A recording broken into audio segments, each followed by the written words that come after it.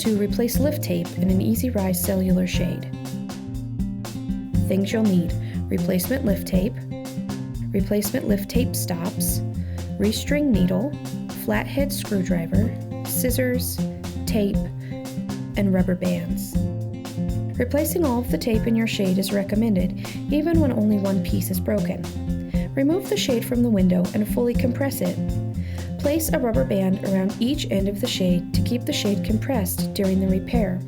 Remove the buckles from the pockets in the bottom rail. If the lift tape is broken, remove any lift tape attached to the buckle from the shade. If the lift tape is not broken, remove the lift tape from the buckles. Remove the shaft retainer from the drive shaft. You may need to use a flathead screwdriver to pry it loose. Remove the clutch by sliding it out of the headrail, and pull out the drive shaft by sliding it out of the open end of the headrail. Remove the spool assemblies by gently twisting them inside of the headrail.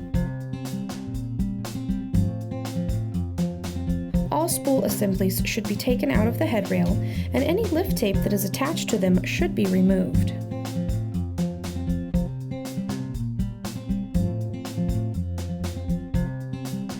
Cut a piece of replacement lift tape for each spool assembly. The length of each piece should be the length of the shade plus 12 inches. Thread the tape through the pockets in the bottom rail, up through the fabric and headrail using the Restring Needle. Avoid twisting the tape.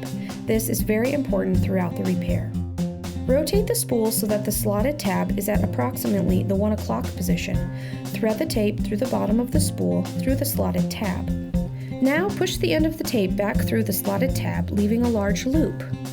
Push the end of the tape under the tape coming from the long slot. It is easy if you first raise the tape slightly with a flathead screwdriver. Pull the loop around the pin. Pull on the tape where it comes out of the bottom of the spool assembly to make sure that it does not slip. Install the spool assemblies into the headrail. Pull the tape from the bottom rail so that all of the spools are unwound and are left with the pin and tab in approximately the 1 o'clock position. Insert the drive shaft through the spool assemblies. There is one groove on the drive shaft that is slightly deeper than the other two grooves.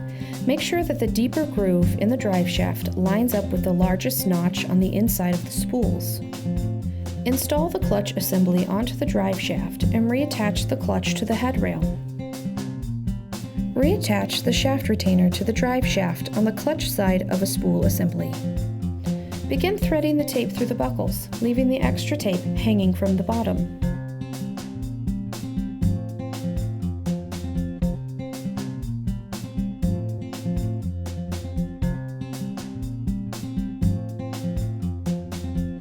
With the rubber bands still on the shade, mount the shade in the window. While holding the bottom rail, cut the rubber bands and lower the shade slowly by hand to the bottom of the window. Again, it is important to make sure that the tape is not being twisted. Adjust the location of the buckles on the lift tape if necessary to make the shade shorter or longer. Once the buckles are in the desired position, finish threading the tape in the buckles to lock it in place.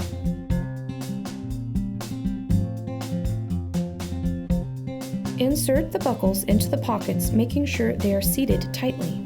Trim the excess tape, leaving approximately 1 inch of extra tape on the bottom of the shade. Using a piece of clear tape, tape down the lift tape on the bottom rail of the shade. Test the repair by raising and lowering the shade.